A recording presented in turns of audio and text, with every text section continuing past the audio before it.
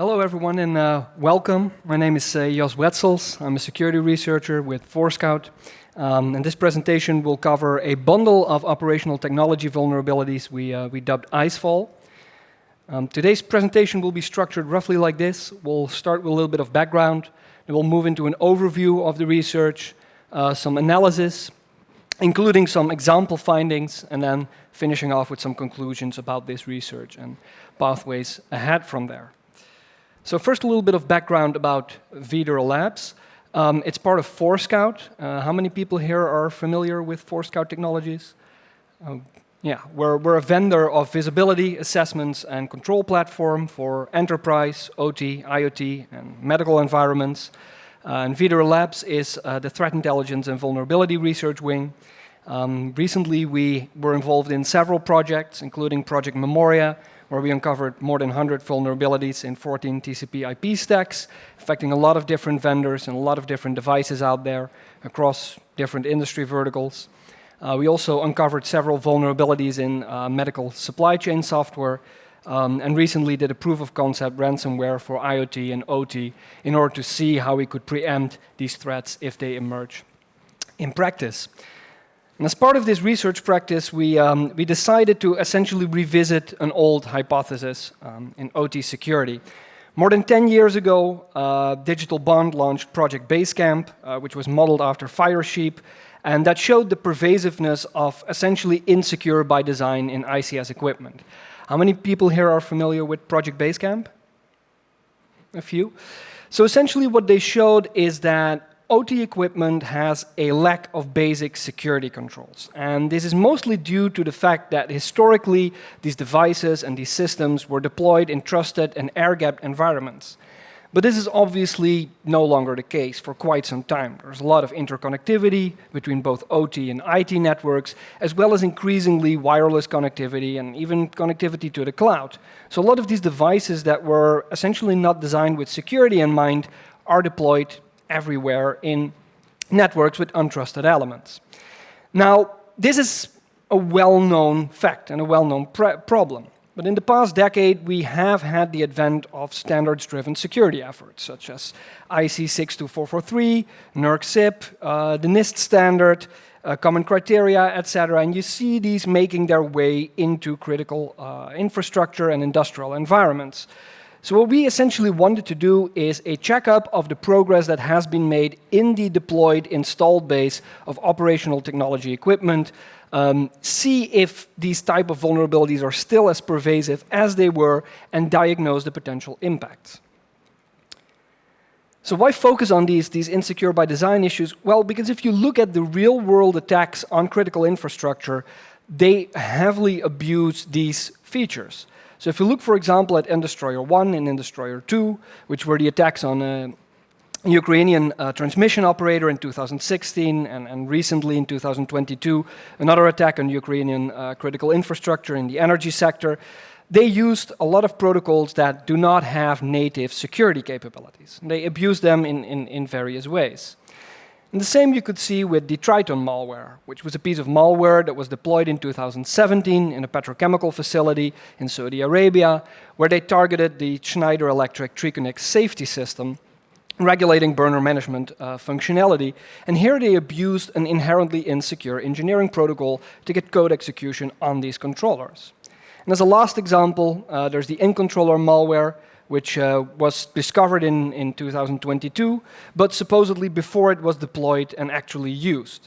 It was rumored to target LNG and critical infrastructure in the energy sector, and it abused a wide host of protocols, some which were insecure by design, and others which had various security flaws that could relatively easily be abused, and had public proof of concepts for that as well out there.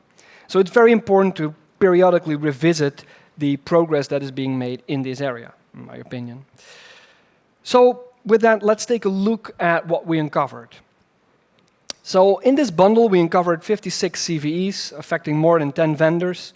As you can see, the list is fairly extensive. It includes Bentley Nevada, or a vendor of condition monitoring systems. It includes multiple DCSs by Emerson, It includes multiple PLCs and RTUs by vendors like Honeywell, Japanese vendors like GTEC and Omron, as well as RTUs and gateways by vendors like Motorola. So it's all over the vendor spectrum, essentially.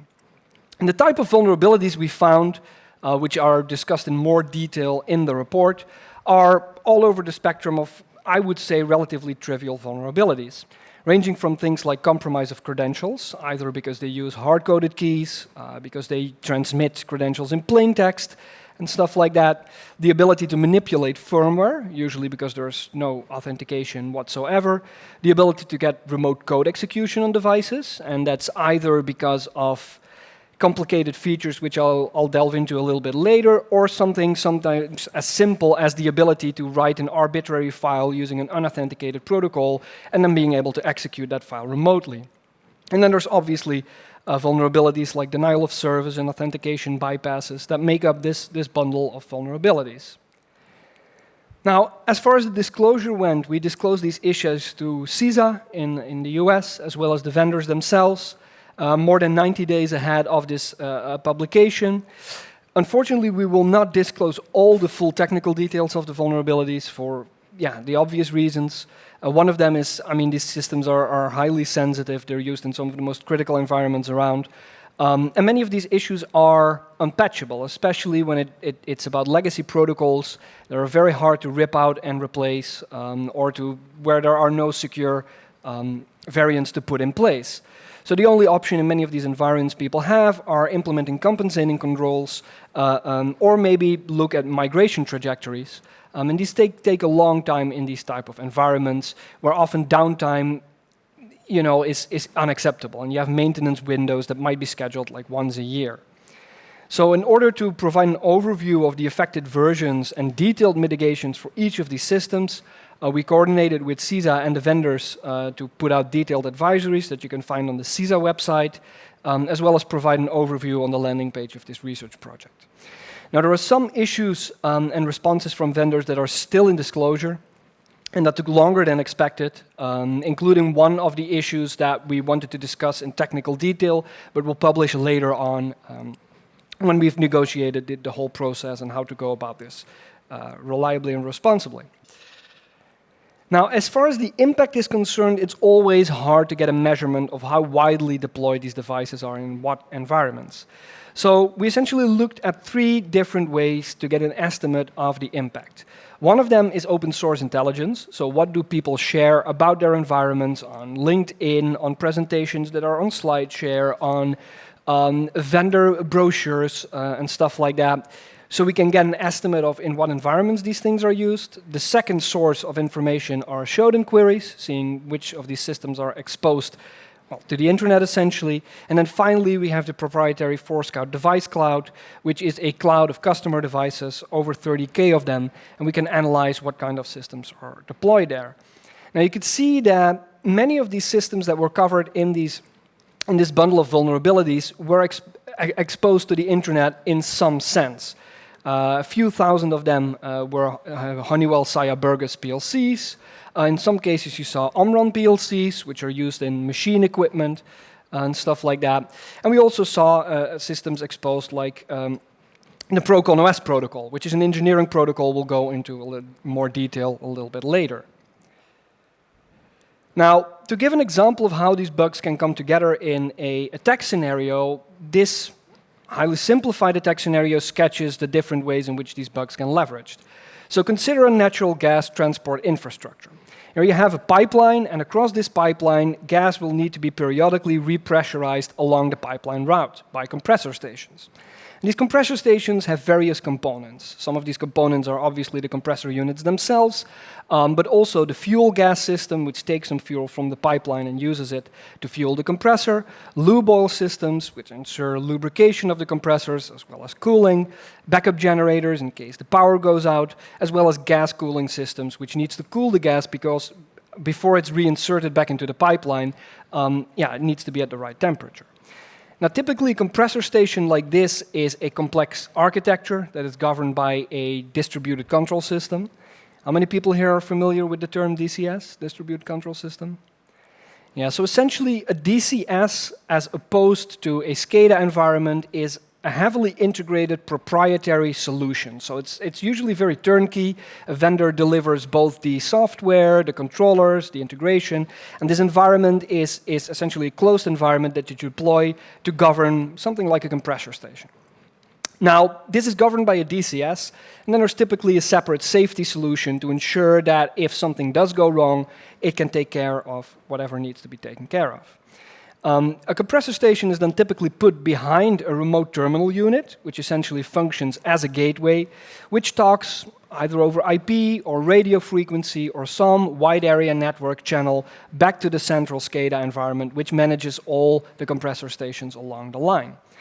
Now, let's consider an attack which starts at a compromised historian. These are very typical targets in ICS environments because they need to do some interfacing between the business systems in the IT network and the operational systems in the OT network. So let's assume an attacker has compromised the historian and is able to talk to these SCADA systems. Now, one of the issues we found, and we'll discuss in a little bit more detail later on, are authentication bypasses on these SCADA systems, where an attacker would be able, without authentication, to manipulate set points, which might regulate pressure or production targets or stuff like that, as well as manipulate monitoring values and spoof the readouts to the operators on the consoles monitoring these environments. Another scenario that's, in my opinion, even more interesting is downstream hacking. So why, if you're already able to manipulate the central SCADA environment, would you want to hack your way down into these networks? Well, that's because if I want to have an impact that's more than whatever the SCADA system is able to do, and in many cases that's restricted to limited manipulation, but mostly monitoring, but if I want to manipulate, for example, the compressor units or the lube oil systems, I will need to talk to the controllers that actually govern these things. I will need to hack my way all the way into the compressor station. So one way you could do that is by first targeting the RTU, if you're able to talk to that. For one of the popular RTUs we found in the oil and gas industry, we found an authentication bypass, where you're able to bypass any authentication that's on there and issue any commands to maybe deny control in view, but also gain code execution on the RTU. And if you're on the RTU, you might be able to talk to the other network interfaces that are behind it, which are the networks that exist within the compressor station. Now, depending on how well segmented this network is internally, you might be able to make your way into what is called the area control network, which is the network where the DCS protocols live and talk. Now, we found that for one of the DCSs we looked at, which is the Emerson Delta V DCS, none of these protocols had any sort of authentication whatsoever. So if you're able to make your way into this area control network, which in some cases might be hard and in some cases less so, then you're able to essentially manipulate these controllers as you please, which we'll talk about a little bit more in detail later. In this problem, we had a very similar problem that we found in a popular safety system, where you're able to bypass any kind of authentication that was on there, and in some cases there was no authentication there. So with that, let's delve into a little more detail of the vulnerability bundle. So one of the things we found is that risk management in these environments is very hard because it is complicated by the extreme opacity of these environments. Most of these protocols are highly proprietary, these systems are very closed, and there is very little public information about it. On the other hand, we do know that in operational technology, insecure by design is a very well-known issue. That's not news anymore. So why revisit this? Because of two problems. One, unless we want to default to defeatism, we need to revisit the status quo periodically. Because otherwise we do not know if in the past 10 years some proprietary protocols maybe did make progress and they added new security features. And do we just assume that any security mechanisms that are introduced in OT are broken by default, or do we investigate all of these systems individually and try to catalog what is wrong and what is not wrong there? And the second issue why we need to revisit this is because it is not enough to know that a thing is insecure. Something isn't just insecure or secure, that doesn't mean anything. We need to know in what way a thing is insecure. And there's a big difference between being able, for example, to change a set point on a controller or being able to get code execution on a device. And there needs to be a public record of these type of vulnerabilities in order to make informed decisions, because you cannot make informed decisions based on speculation and findings from 10 years ago. To give you an example of this, you can see a simplified architecture. At the top, you have the central SCADA environment, at the top right, where communication happens over some sort of a WAN connection. This might be cellular, this might be RF, this might be a fiber connection, doesn't really matter. And here the SCADA environment talks to individual sites, which might be a compressor station or maybe a water management facility or what have you. And the communication comes into the RTU, the remote terminal unit, and then talks to the rest of the station, where you first have a demilitarized zone, then you have a segment that's typically referred to as the BPCS, which is the basic process control system, and that's essentially all the systems that govern normal operations. So for the system to be able to do its thing, everything lives there. And then you have a separate segment, which is called the SIS, which is the safety instrumented systems, and these are the dedicated safety systems. So if something goes wrong in the normal operations, the safety systems will be able to kick in and take over and prevent loss of life, damage to equipment, and stuff like that. Now, typically, these are heavily segmented. And you can see a firewall in between there at the top. But if I do not know if an engineering tool requires protocol exceptions in the firewall for the jump host, how am I able to configure these firewalls if I don't know anything about this protocol? For example, it might be that any engineering tooling requires a login prompt. And I see a login, and as an engineer, I assume this protocol is authenticated. But if this is not the case, then that means I'm dealing with an inherently insecure protocol. Can I allow an exception for that in the firewall? I don't know. I will need detailed information about this protocol. Or should I restrict all the communications purely to the safety engineering workstation on the right, and then maybe only allow an RDP connection from the jump host into the EWS? These are decisions you can only make if you have decent information about these systems and these protocols. Similarly, an architecture you see a lot between safety and process control is what they call the interfaced solutions. So there's no direct communications between these systems, but only between a safety controller and maybe a process control PLC. And it's a direct line, maybe an Ethernet line, maybe a serial line. But if I do not know what protocols are exposed across that line and what the capabilities of a protocol there are, I also don't know whether I need to place a firewall there, whether I need to do monitoring. So these are all unknowns that, yeah, you're unable to deal with because of this opacity. And that leads us to the next observation, that the majority of affected product families had some form of security certification, even though the issues they suffered were clearly insecure by design or trivial vulnerabilities. So 74% of the product families that we looked at were affected by the found vulnerabilities and had some form of certification, some of them dedicated to industrial control systems. Now, it needs to be said that many of these certification levels were at certification level 1, which is one of the lowest levels of certification, but there are not that many devices out there which are certified at the higher levels. And the problem is that when you certify a device at a certain level, even if that technically doesn't mean that much from a security point of view, asset owners and procurement departments will take this as a seal of approval for some basic level of security. Now, there are many factors that contribute to this problem. One of them is the effort in certification. So as soon as the scope widens, you need to spend a lot more time and a lot more effort on certifying these devices and going through the process. So in many cases, vendors don't recertify after certain years. And then obviously they lose their certification status, but that's not always reflected in marketing documents. The second issue is that the targets of evaluations are often very limited. So the scope doesn't cover all the functionality of the device. It's sometimes restricted to a subset of that functionality. And if you're able to certify a subset, but you're not looking at, maybe a protocol or some kind of a feature that's inherently insecure, you're not getting the whole picture. And that should be more clearly communicated. Thirdly, in my opinion, there's a lot of opaque security definitions in many of these standards. When they're talking about different attacker levels, they're talking about a simple attacker with, moderate means or high capabilities or an advanced attacker. And to me, it's not very clear what that always means. What's an advanced attacker? Is, someone with a lot of free time, a copy of IDA Pro, Wireshark, is that an advanced attacker? Does anyone here think that's an advanced attacker?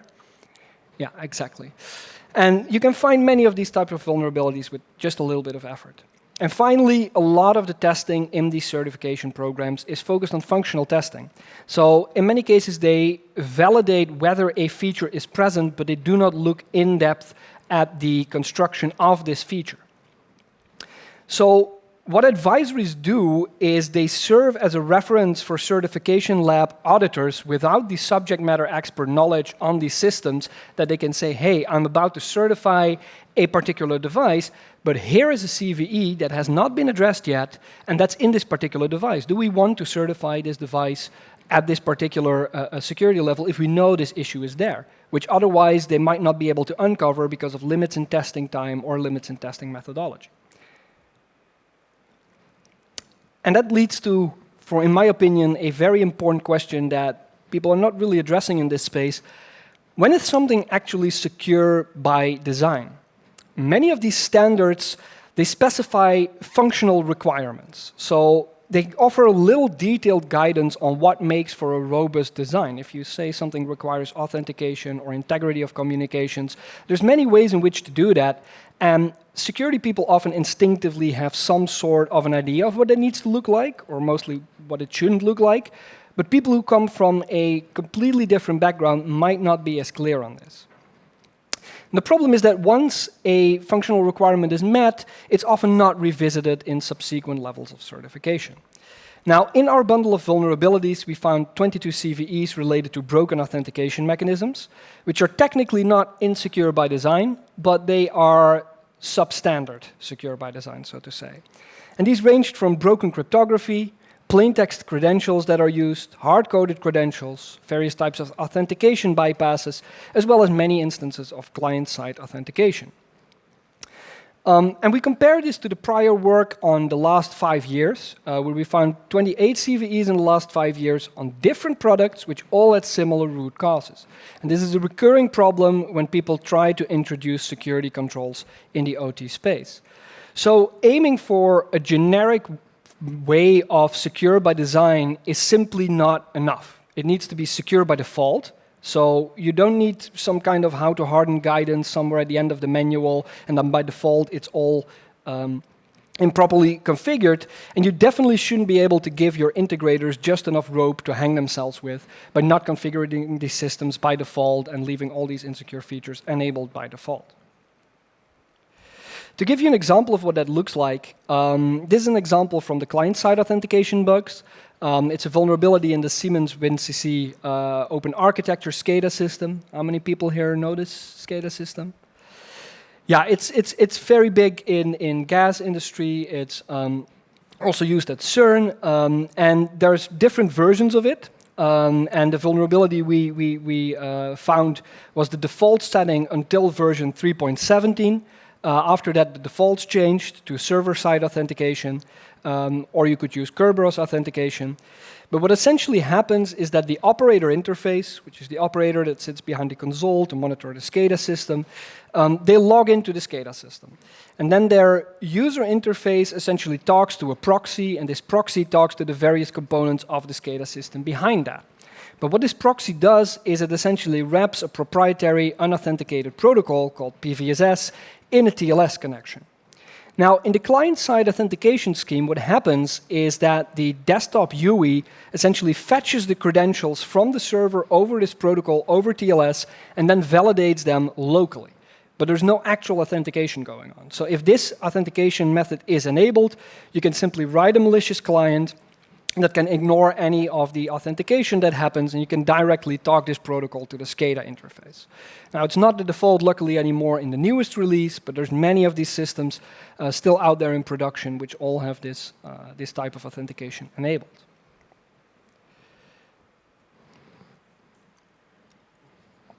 So that brings me to an example of broken authentication, where a vendor actually tried to do authentication, but it made several mistakes. This is about the Emerson Control Wave hybrid RTU PLC system, which is used both for control but also for remote telecommunications, and it's popular in the oil and gas sector and the water and wastewater sector. Now, this system is governed by a proprietary automation and engineering protocol, which is called BSAP IP. Originally, historically, it was a serial protocol, and it was then transposed onto IP. And it has authentication capabilities, which already is more than many of these systems have. So, good on them. The problem is that the authentication here is based on MAC and IP whitelisting, and the protocol is UDP. So you already feel it coming. As soon as I see legitimate communications, it's UDP. Then on top of that, there are 3 different authentication modes in this authentication scheme. The first is called simple authentication, which is historical. It uses a 1 to 6 character plaintext password that's transmitted, insecure for obvious reasons. And then they introduced the secure mode, which is a challenge response mechanism with a secret that's 8 bits in size. So, insecure for the obvious reasons. In order to address that, they introduced secure mode 2, where you have a response that holds the credentials to authenticate to the PLC, but it's encrypted with a challenge-based key. So, if I'm on the network and I'm seeing these communications and I can see the challenge coming in, I can decrypt the response and get the credentials out of there anyway. So this is a good example of subpar security controls that if you don't know how they work under the hood, you might be led to believe that, this is secure. The second example of broken authentication is in the Emerson Delta V controllers. These are the controllers used in this distributed control system that's very big in oil and gas. Now, these controllers have a TCP-based maintenance interface. So this is an interface as an operator or an engineer you can log into, and you can take maintenance actions, you can monitor the status. And then there's privileged operations. And these privileged operations, they include shell access to the underlying operating system. And they require a utility password. The problem is that these passwords are generated using an insecure algorithm with a very predictable seed based on the current time, and there's no actual secrets involved. So as soon as you take the firmware from the controller, you reverse engineer it, you know the algorithm, it's fairly trivial to get shell access. Now, this issue was silently patched a few releases ago, but we know OT patching times can be very long. So you still see quite a few of these vulnerable systems out there in production, and that will continue for quite some time. So, it's good to know that you're vulnerable to something like this so you can take additional mitigating controls. Now, the final example of broken authentication schemes we saw a lot is an example of broken crypto in the Motorola MDLC protocol. How many people here are familiar with MDLC? Yeah, it's a SCADA to RTU protocol over a wide area network. It's a layer 7 protocol, and it can be transmitted over either IP, serial, radio, microwave, a variety of different formats, and it's used to manage RTUs that govern a different remote location within a SCADA system. Now, there are 2 encryption modes.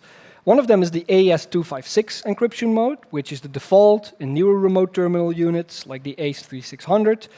But then there's also the legacy encryption mode, which is used by the older RTUs like the MOSCAT and the ACE-1000.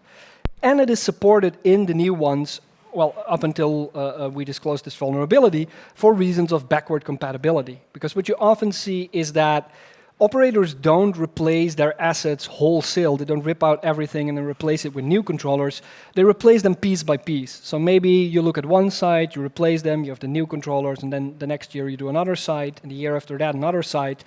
But all these other sites still have the older controllers, so they need to be able to communicate with these newer ones, and you need the backwards compatibility. Now, what's the problem with this legacy mode of encryption? It uses the tiny encryption algorithm in ECB mode. Now, it's obvious why this is an issue. ECB mode, it doesn't offer authentication as an encryption mode, but it also only encrypts on a block-by-block basis. So that means that you can strip out blocks from an encrypted packet and replace them with another block. And if you manage to do that very carefully, you might be able to bypass this as an authentication mechanism. You might be able to manipulate underlying data. So this is definitely not something you want. But because it was unclear how exactly legacy mode functioned, a lot of asset owners were unaware that this is actually the level of security that they were relying on. So what this points to, in my opinion, is that we should really move away from what I call Potemkin's security. It's something named after the fake villages that were built for Empress Catherine II when she had official visits to the Russian Empire. People would sometimes build these fake villages to show, everything is okay and it's all going very fine. And then as soon as she moved away, they took the villages down. So what this essentially points to is that we should move away from subpar controls that are maybe less intentional, but similarly result in a false sense of security. So secure by design and secure by default can only work with clear, technically explicit minimum requirements on the controls that you're implementing, as well as in-depth, independent validation. And the next issue that we encountered a lot during this research were various issues with supply chain issues. And the one we're currently disclosing are supply chains related to the ProConOS runtime. So how many of you are familiar with IEC 61131? Yeah, so when you're programming a programmable logic controller, you do this in a set of standardized languages that are called IEC 61131. Many of them are graphical languages where you essentially click these blocks together and you build the logic. Some of them are textual. And there are runtime systems that are composed of an IDE on the one hand, where you do the programming, and a runtime that runs within the PLC and that executes this logic in one of many ways. Now, ProConOS is one of the bigger ones, next to CodeSys and Isograph. Was originally developed by a German company called KW Software, was later acquired by Phoenix Contact, and it's used by many different OEMs and integrators. Now, what complicates this particular system is that there are different integration conditions. So there are many different versions of the runtime that can be integrated, which all have their own nuances. And people can choose to use the protocols that come with this runtime, or they can use their own proprietary protocols. Now, because of the lack of a software bill of materials in many of these vendors, that means that even though these vulnerabilities in this particular system were discovered many years ago, first in 2014, they were reported only to Phoenix Contact and reported only for Phoenix Contact. But there are many other vendors who use the same subsystem who are affected by exactly the same vulnerabilities in these protocols and in this runtime, but which were never made public. And in 2016, that already led to vulnerability rediscovery without people being explicit about it. It was reported as a new vulnerability, not necessarily as related to ProConOS. And obviously when we started looking into this protocol and where it was used and what vendors used this runtime, we discovered a lot of different vendors that were never notified, apparently, about this particular issue, but were vulnerable all the time, none the same. And this is really worse because there have been public proof of concepts for vulnerabilities in this system for many years. Now, obviously, not all forms of insecurity are the same. There's different impacts, and some have bigger impacts than others. And the big problem we kept encountering in this particular research is that only 51% of the investigated products had any sort of firmware update authentication. Regardless of whether that update authentication was secure or not, only 51% even had something in that area. And only 22% did some sort of signing of their firmware. Most of them just relied on CRC checksums.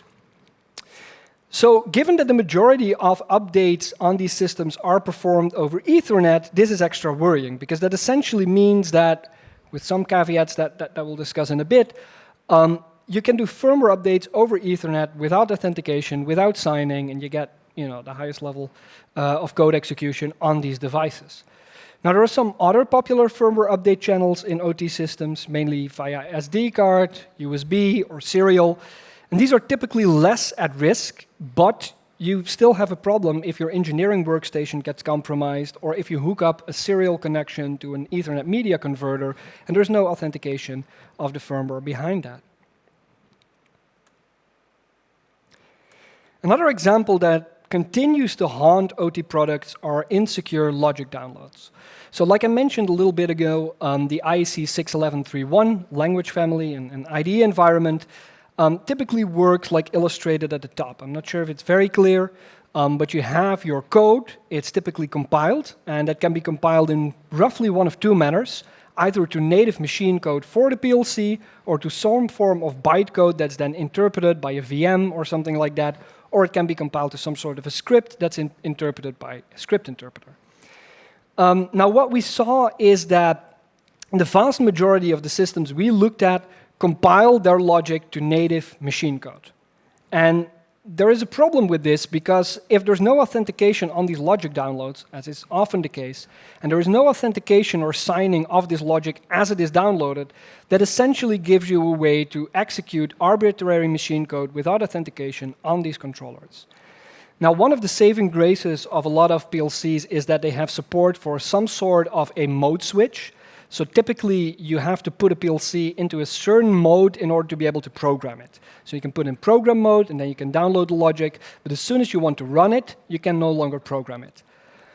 Not all of these mode switches, however, are created equal. What's very important is that you have a separate mode switch state for the run state and for the program state. And many of the systems that we looked at did not have that. They only had run/program, idle, and stop, which means that if you run the system, you always leave it in programming mode, which is kind of the only defense in many of these cases you have against these malicious logic downloads. To give an example of that, we looked at the Honeywell Safety Manager. I'm not sure if anyone is familiar with that particular system here. Yeah, so it's a safety integrity level 3 rated system used for emergency shutdowns, process shutdowns, and fire and gas safety. It's part of the Experian DCS system, which is also by Honeywell, or you can use it as a standalone system. It's kind of similar in use cases to the Schneider TreeConnect system, which was targeted by the Triton attacks in 2017, and it has many critical use cases, such as use in floating production, storage, and offloading environments, in wellhead platforms, in gas pipelines, in LNG plants, in ethylene plants, you name it. It's used in many of these kind of critical environments. Now, the system roughly looks as follows. As you can see on the top right, you basically have a backplane rack that has various modules, and the main module is called the Quad Processor Pack, which consists of a quadruple modular redundant CPU module, where essentially the logic is executed across 4 co-processors, which do validation among each other for safety reasons. And this is what actually executes the safety logic. Then there's a second type of module, which is called the Universal Safety Interface, the USI.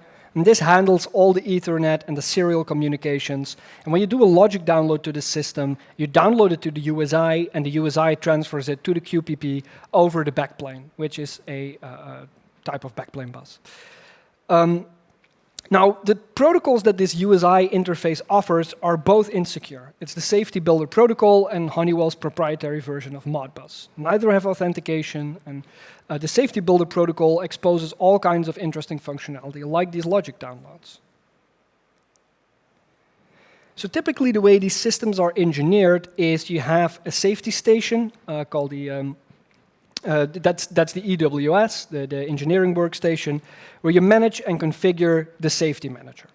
You also design these safety functions in a language called FLD, which you can see at the top of the slide. And then you download the logic to the QPP from there. Now, as I mentioned, this Safety Builder Protocol is unauthenticated and allows you to start and stop the controller, to read arbitrary files, and to download this logic.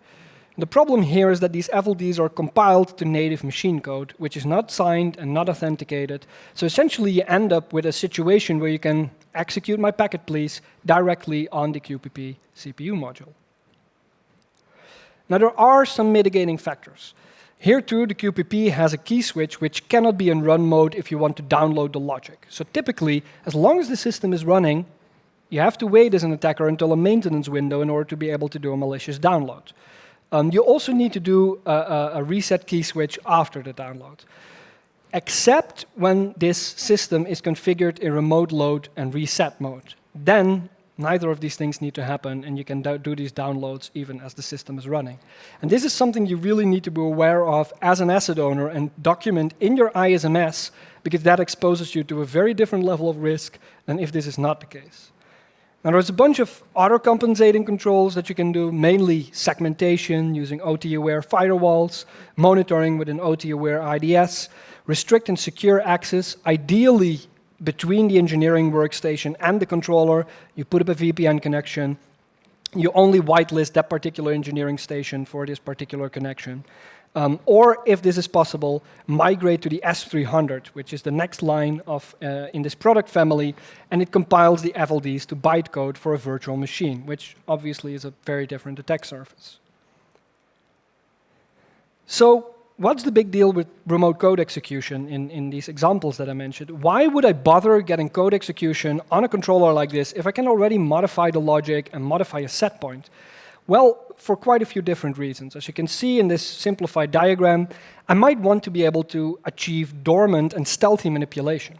Because if I have code execution on this device, that's not something you can see in the engineering workstation. But if I modify the logic and then the engineer retrieves the logic again and looks at it, he'll see there's modifications. So for stealth reasons, you might want to get RCE. The second reason is you might want to be able to access low-level PLC functionality, talk to very low-level functionality that you can directly talk to from the runtime environment of the logic. Or I might want to be able to directly manipulate the I/O maps in memory of the PLC. Because a network man-in-the-middle attack on some kind of an engineering protocol might not be fast enough in order to do the manipulations I need to do, especially if they're very fast measurements. I might need to be able to do that natively on the controller. Or maybe I want to talk directly to the field equipment for fast process monitoring, change of valve closing speed, a VFD operating frequency, bypass safety limits. Then I might need to talk to some kind of a field bus network, and I can't do that directly from the Ethernet network above, so I might need to be able to bridge the PLC, essentially. And the final issue we also encountered was a lot of memory read and write operations done in insecure fashions.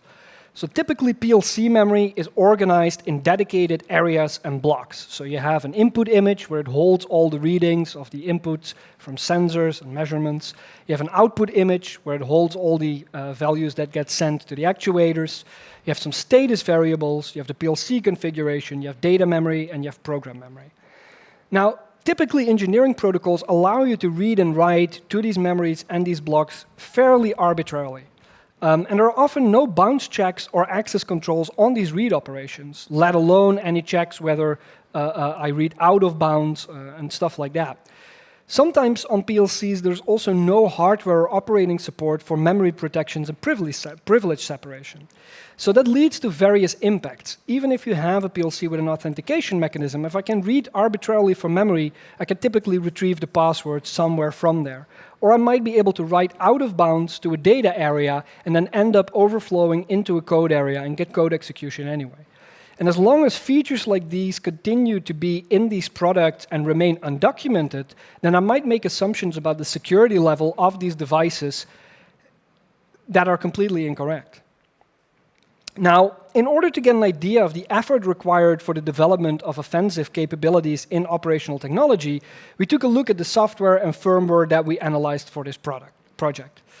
The Windows software packages were typically huge, multiple gigabytes of code and fairly complex. A lot of MFC, ATL, COM, RPC, Qt libraries, with functionality usually spread across dozens of DLLs. The vast majority of this code was written in C++, making reverse engineering more of a pain in the ass than just C or let alone .NET or something like that. And the embedded devices that we looked at kind of matched the typical non-consumer embedded devices, but there were quite a few regional outliers. So if you look at the Asian systems, there were a lot of RTOSs that you don't encounter a lot in Western products like OS9 or Itron, and architectures that are also a little bit more rare, like Super H. So in a sense, these systems we looked at do not represent the most trivial systems to reverse engineer and analyze. Yet still, we looked at the effort it took for us to reverse engineer these systems and various protocols, and reverse engineering a single proprietary protocol on average took us between a day and 2 man-weeks, which depends on the complexity of a single proprietary protocol. Now, reverse engineering a complex multi-protocol system like a DCS on average took us 5 to 6 man-months of dedicated effort, and then you have a very detailed, very granular understanding of these particular protocols. So that leads us to the conclusion that basic offensive cyber capability development leading to the development of OT-focused malware or cyber attacks could be developed by a small but skilled team at reasonable cost. Obviously, there are many caveats there about motivation, about the teams to facilitate and support operations like this, but when it's about the purely technical matter, it's not that complicated. And so finally, that brings us to the conclusions. Mitigating these issues is no trivial task, and it will require a multi-pronged effort, starting with ensuring that you have good asset inventory and monitoring with DPI capabilities. So it is absolutely crucial that your intrusion detection system is able to understand these protocols and detect these malicious operations over the wire. If you're not able to do that, you don't see anything. You're completely blind. Secondly, you should enforce segmentation controls in the network, and that should be informed, again, by good protocol knowledge. If a vendor says to you, look, we're going to have to allow this port through the firewall for operational reasons, and you do not know what this protocol is capable of, you cannot make a good judgment on whether that is a sound call or whether you need compensating controls for that. You also should be able to use native hardening capabilities, such as the mode switches on the PLCs. And finally, asset owners should actively procure for secure by design products while simultaneously working towards consequence reduction through methodologies like cyber PHA and consequence-informed cyber engineering.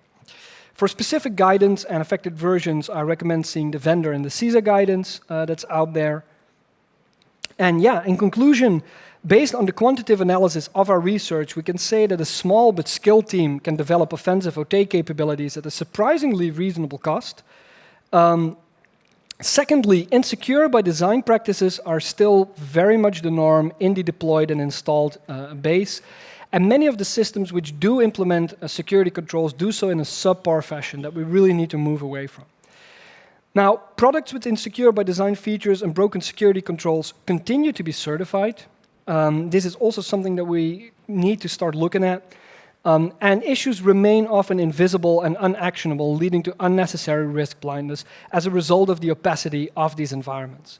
So as a call to action, we would like to say that to the device manufacturers, they should really start moving and ramping up the efforts for moving to secure OT devices and protocols.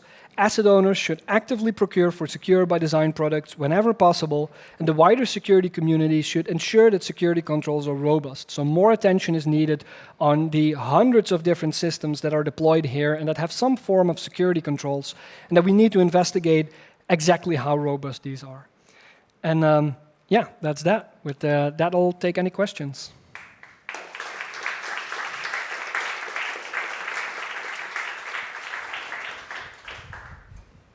Yeah, first of all, thanks a lot.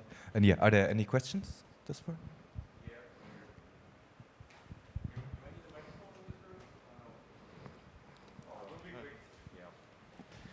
Yeah, I actually read through your report, and one question that I truly have, you know, the ISO 99 network level model, the regulations, IEC 62443, segregate, and remote access, limit that, use multi-factor, use jump hosts, and so on and so on.